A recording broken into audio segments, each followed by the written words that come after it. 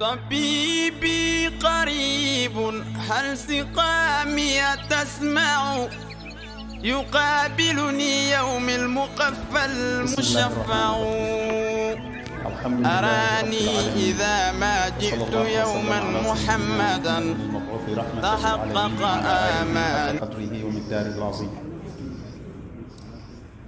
shugabanni, malamai, yan uwana almajirai, assalamu alaikum wa rahmatullahi wa barakatuhu.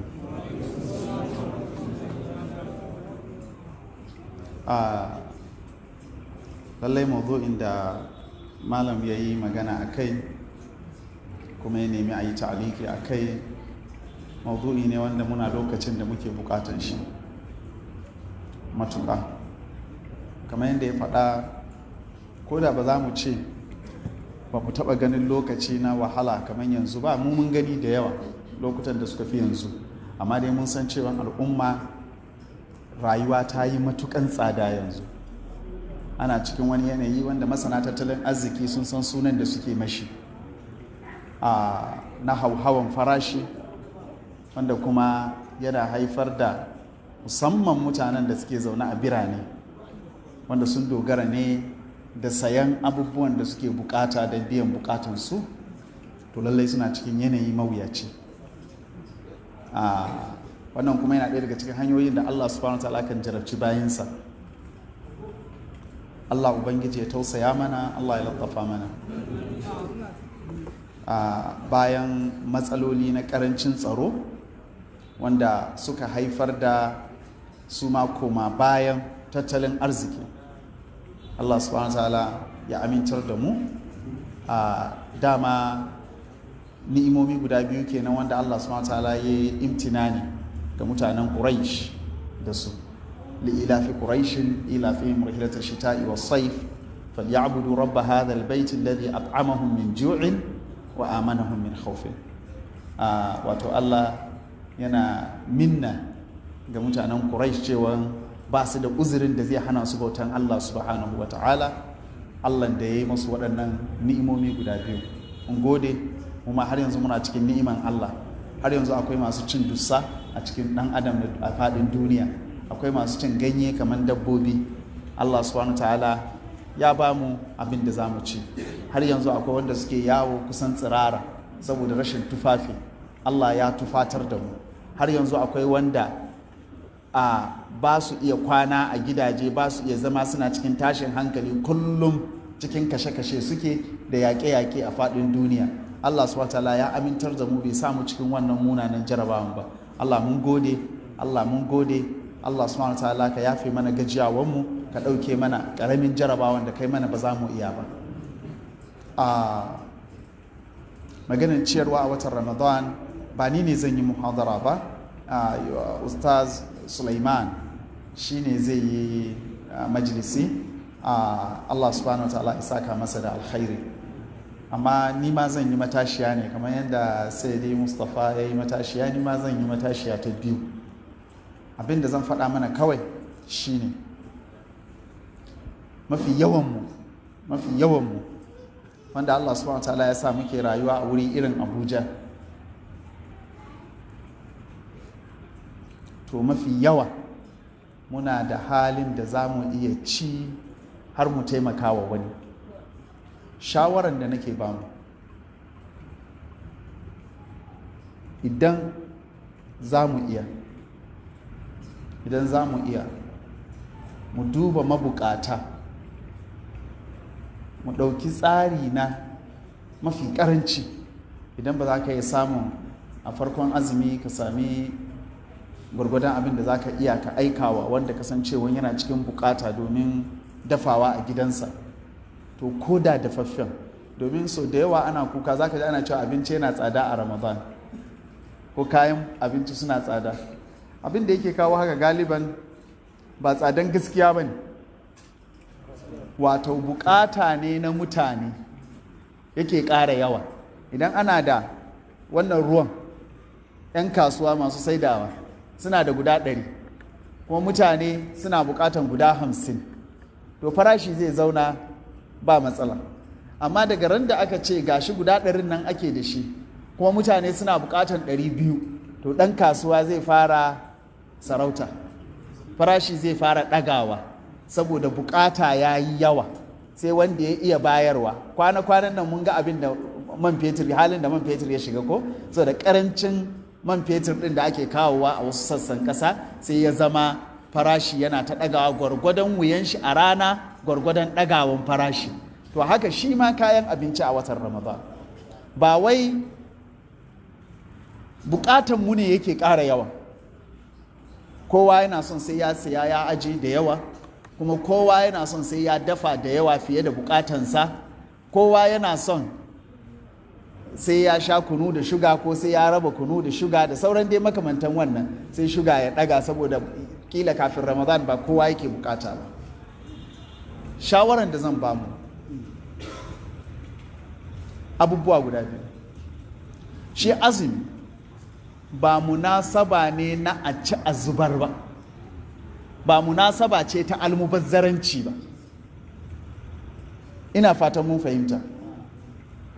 Ba munasaba ce ta ka ce an ci an cika shiki an kasa tashi ba. A'a, munasaba ce ta azumi, ta kamewa daga yawaita barna na abin da za a ci ko abin da ake bukata. To kada mu bar watan azumi ya zama watan da muke ƙara yawan bukatunmu na kanmu cikin abubuwan da muke ci. Ina fatan mun fahimta.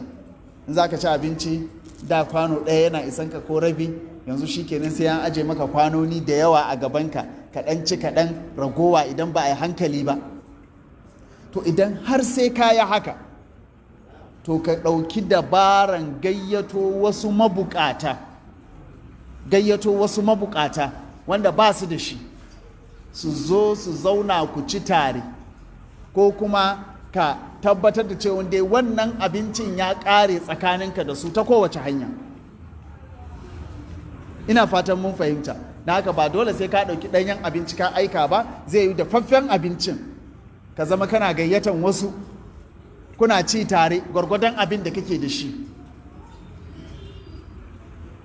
Wasu matasa a Kano, Allah ya saka musu da alkhairi, na ji labarin wani abu da suka yi wanda ya bani sha'awa matuka. Zan faɗi a nan, kila abinci yana lalacewa, sai suka shirya da manya-manyan wuraren sai da abinci a garin, su ɗan ba su kuɗi kaɗan. Abincin da kuka rage wanda za ku kila a ƙarshe zubarwa za ku yi ko wani abu, ku yi mana fakejin ɗinsa. Su kuma sai su tashi da yamma da motocinsu, za su je su karɓi abincin gaba ɗaya a sassa a bayan motoci, sai a tafi wuraren da aka san akwai mabukatan irin wannan abincin, ana raba musu. Wannan abin gibba ne, abin da ya kamata mutum ya ji ya ce mu ma za mu fara daga gobe ko jibi ne. Abin aikin alkhairi ne mai girma wanda yake abin da zai kallafa mu baya da yawa. Wahalan da zai samu, abin da muke bukatan mu yi don mu sami yin wannan ba wani abu mai wahala ba ne.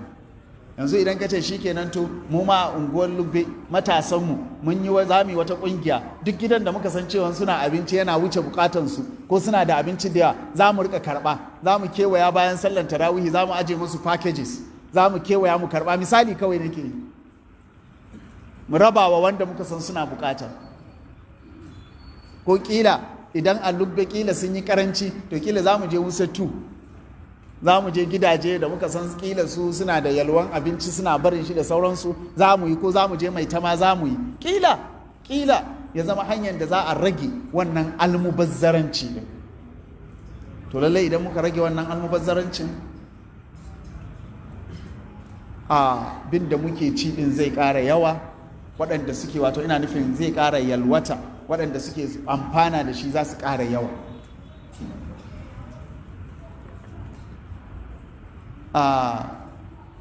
Zan ɗan yi taliki kaɗai akan ayar da Sheikh ya kawo, faɗin Allah subhanahu wa ta'ala, wa yut'imuna at'ama ala hubbihi miskinan wa yatiman wa asira. Talikin da zan yi shine idan muka lura waɗanda aka ce a ciyar da abincin nan, ko ake yabawa don an ciyar da su abinci, hadda kafirin da aka ribata a yaƙi. Addinin musulunci yana nuna maka cewa kyautatawanka ba ya da boundary, kyautatawan da addini yake nema ka yi ba ya da iyaka. Yana son ka isar da kyautatawanka ba wai zuwa ga musulmi kawai ba zuwa ga kafirin amana da ake zaune lafiya da shi ba, har wanda ya zo da niyan yaƙanka kai nasara a kan shi baka kashe shi baka kama shi. Ya zo da niyan yaƙe ka ne fa ya shahadantar da kai nasara a kansa ka kama shi, to sai ga muka ga Allah subhanahu wataala yana yaba maka akan ciyar da shi abinci, kana zama abin yabo wajen Allah saboda kyautatawa wannan irin mutumin. To shi kuma a ka'idan addini an ce ka kyautatawa yayanka, ko bari mu je kada ka ce wa iyayenka tir, kada ka ce wa iyayenka tir. To ka san akwai ballantana da yawa, ko ballantana zagi, ballantana mari, ballantana duka, ko to kaga in aka ce a baiwa kafirin da aka ribata a yaƙi wanda ya zo yaƙanka ana yabanka kan bashi abinci, to kaga duk sauran da suke kafin shi sun zama ballantana kenan. To saboda sai mu gane wannan, mu zama masu kyautatawa ga ɗan uwanmu musulmi, mu zama masu kyautatawa ga abokan zamanmu waɗanda ba musulmi ba, mu zama masu kyautatawa ga dukkan halittan Allah. Kada mu bari watan azuminmu ya zama watan almubazzaranci a cikin rayuwarmu. Kada mu bari ya zama ɗan abin da muke da shi muna wato sarrafar da fiye da buƙatanmu daga cikinsa. Mu yi ƙoƙari mu taƙaitu akan buƙata, mu yi ƙoƙari mu miƙa hannunmu. Hanyoyin mika hannun nan zuwa ga mabukata suna nan da yawa kwarai, domin galiban matsalar mutanenmu da an ce ka taimaki wani, abin da suke tunani shine ana yi da waɗanda suke da shi da canji. Shi kuma addini ba haka ya ginu ba. Yanda addini ya ginu akan isar da taimako shine kowa gwargwadon abin da yake da shi, kowa gwargwadon abin da yake da shi. Idan kana da naira 10 ne, ba za ka rasa wanda yake bukatar naira 1 ko 2 ba. Idan kana da naira 100 ne, ba za ka rasa wanda yake bukatar naira 10 ko 20 ba. Idan kana da naira 1000 ne, ba za ka rasa wanda yake bukatar naira 100 ko 200 ba. Idan kana da naira miliyan ne, ba za ka rasa, wato kowa gwargwadon abin da yake da shi ba zai rasa wanda zai taimakawa gwargwado da abin da Allah subhanahu wa ta'ala ya bashi ba. Allah subhanahu wa ta'ala ya taimake mu, kamar yadda ya ce ni ma ba ni ne zan yi majalisi ba, Malam Sulaiman ne. Allah subhanahu wa ta'ala ya saka masa da alkhairi, Allah ya amfane mu da abin da za mu ji, Allah ya sa mu zama muna cikin waɗanda Allah yake ‘yantawa daga wuta a cikin watan Ramadan. Allah ya sa mu zama muna cikin waɗanda suke ‘yantattun wannan wata na Ramadan. Allah ya sa mu zama cikin waɗanda Allah subhanahu wa ta'ala yake jin kansu, cikin waɗanda Allah yake yarda da su, cikin waɗanda Allah yake ‘yantarwa daga wuta a wannan wata mai albarka wanda muke shirin shigansa, wanda yake watan littafin Allah ne mai girma, watan alƙur'ani ne, watan Allah ne, watan manzan Allah ne sallallahu alaihi wa sallam. Wata ne da manzan Allah sallallahu alaihi wa sallam ya fi bayarwa akan kowane wata. Wato kana Rasulullah sallallahu alaihi wa sallam ajwadan nasi wa kana ajwada ma yakunu fi Ramadan. Mafi yawan wata mafi karan baiwan manzan Allah sallallahu alaihi wasallama a wannan wata. Manzan Allah sallallahu alaihi wasallam mun sani baiwansa dai har a cikin halin babu bayarwa yake yi, to kuma idan aka ce a cikin watan Ramadana shine mafi bayarwansa, to lallai idan muna so mu zama masu koyi da manzan Allah sallallahu alaihi wasallama, kar mu zama kullum cikin masu jira a kawo mana, mu zama cikin masu bayarwa. Domin al'umma kullum kala biyu ne, akwai wanda yake shi kullum yana zaune ne yana so a bashi, akwai wanda shi kuma kullum yana, malamai suna kasa waɗannan suna ce mashi wai al-tuful al-fikriya ko al-bunu al-fikriya da al-ubu al-fikriya. Akwai mutanen da kullum kalan 'ya'ya ne, ƙananan yara. Ka san yaro ƙarami shi bai san komai ba sai bani, shi abin da ya iya kawai kenan. Idan da za ka zo mashi da jakan sweet ka bashi jakan duka, idan ka ce ya baka guda ɗaya daga ciki zai iya cewa ya ƙi ba zai bayar ba. Kai ka bashi, kai ɗin da ka bashi, da za ka ce ba ni, zai iya cewa ya ƙi ba zai bada ba. Shi abin da ya iya ya karɓa ne, to kada mu zama cikin waɗanda suka iya abin da suka iya kadai su karɓa, mu zama cikin waɗanda suka iya bayarwa, kuma mu ji tsoron Allah cikin karɓan abin da ba mu bukata. Manzon Allah sallallahu alaihi wa alihi wa sallam ya yi la'ana, ya yi tsananta harshe akan mutumin da ya roƙi mutane ko ya tambaya. Karka ɗauka roƙon nan sai na kuɗi ko abincin ne, don da yawa in ka je kamar cikin gari, ban san alubbe ba, amma in ka je can central area, kila ka je manyan masallatanmu na cikin gari, za a ga mutane za su zo su karbi abinci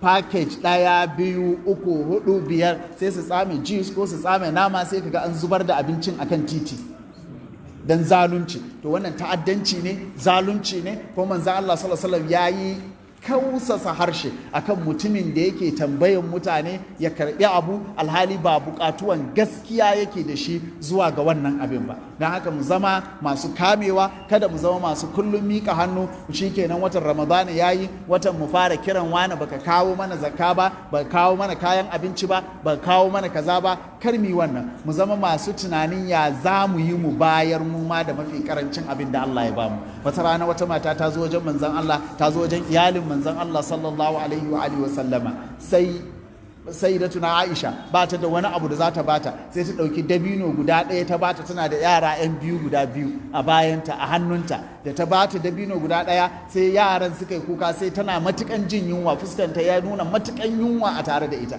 sai ta raba wannan dabino ta baiwa wannan yaron ɗaya, ta baiwa wannan yaron ɗaya, ita ta haƙura. Manzon Allah sallallahu alaihi wasallam bayan ya zo, nana Aisha ta faɗa masa abinda ta gani daga wannan matan, ya yi wa matan albishir da aljanna saboda abin da ta kyautata na kyautata bayarwa. Saboda haka mu zama masu kyautata bayarwa, mu zama wanda tunaninmu kullum ya za mu bayar daga cikin abin da Allah subhanahu wata'ala ya bamu, ba ya za mu je mu mika hannu muna bara muna roƙa daga wajen wasu ba. Allah subhanahu wata'ala ya karfafe mu, Allah ya taimake mu, Allah ya karbi ibadan mu. Za mu saurari majalisi daga Sheikh Sulaiman. Akramakallah. akwai dan uwa da ya tambaya ranar, kuma yanzu ma wani ya sake turawa cewa don Allah wai akwai wata falala ta musamman da misali idan mutum zai fidda zakka a sha'aban ya ƙara lokaci zuwa ramadan, ko kuma ya zama a shawwal ya jawo ta zuwa ramadan, wannan yana da wani mawkifi a shari'a yin hakan? Jinkirta zakka daga lokacin da ake bayarwa in babu wani dalili mai ƙarfi na jinkirtawan ba abin so bane. Khairul birri ajiluhu. Zakka ya danganta, idan na kuɗi ne, ka san akwai zakka na dabbobi wanda yake shi baya zama lokacinsa yayi, haulinsa yayi, sai lokacin da sa'i ya zo zai karɓa. Wannan daban. Idan sa'i bai zo ba, ko ya ƙara kwana 10 ko 20 ko wata akan haulin, to babu laifi, za a jira har sai lokacin da ya zo. Amma zakkan kuɗi wajibinsa shine cikan haulinsa, wannan kwanakin wata shekara ɗin 360 idan sun kewayo dole ne, ko ƙasa da haka ko sama da haka kaɗan, gwargwadon dai abin da malamai suka sani na adadin kwanaki a sanar kamariya. To idan waɗannan shekarun suka kewayo, dole ne mutum ya bada wannan zakka. Ba ya da dalilin da zai ce suna nan a ajiye amma zai jinkirta sai lokaci kaza, sai idan da dalili mai ƙarfi wanda wannan dalilin yana da alaƙa da maslahan wanda za a baiwa, yana da alaƙa da maslahan waɗanda za a ba ɗin, to babu laifi, domin shi zakka gaba ɗayansa ana duba maslahan wanda zai karɓa ne. Amma janyo shi kusa, to wannan malamai sun yi maganganu da yawa a kai. A mafi yawansu sun tafi akan cewa babu komai matukan lokacin da za a janyo shi zuwa gare shi din akwai wata maslaha mai ƙarfi, shi ma dai har yanzu da ta sa ake son a janyo shi din, sannan kuma bai gaza wata 3 ba, domin ma qaraba shay'a yu'ta hukmuhu. Don abin da ya kusa da abu to ana ba shi hukuncinsa, to abin da yake kusa da shekara a ganin malamai shine abin da bai kai wata 3 ba. Malaman da suka tafi akan za a iya haka din, wasu sun tafi akan ba za a yi ba, ina ganin da yawa daga cikin malaman mazhaban malikiya ne kuma, to amma kuma wasu da yawa a mazhaban malikiyan kuma har yanzu sun tafi akan cewa za a iya ragowa din, watan a dawo da shi kusa kaman a wata na 11 ko na 10 in ya zo daidai wata munasaba da ake so a bayar, sai a fitar da zakkan shekara din a wannan lokacin, wallahu alam. Amma idan ka ƙara kwanaki ka ƙara wata kamar yadda ya ce idan kamar misali a sha'aban ne ya kamata a bayar sai aka daga aka kai ramadan to a ƙa'ida sai ka ƙara yawan wannan kwanakin a lissafin zakkanka. Ina fatan an fahimta. Idan zakkan shekaranka shekara 360 ne to yanzu aka yi lissafin kwana 360 da ƙarin 30 kwana 390 za ka fitar wa zakka ba 360 na shekara ba saboda ƙarin wannan kwanakin da ka ƙara. Ina fatan an fahimta. Allah ya taimake. Na kwafi لا إله إلا الله لا إله إلا الله لا إله إلا الله محمد رسول الله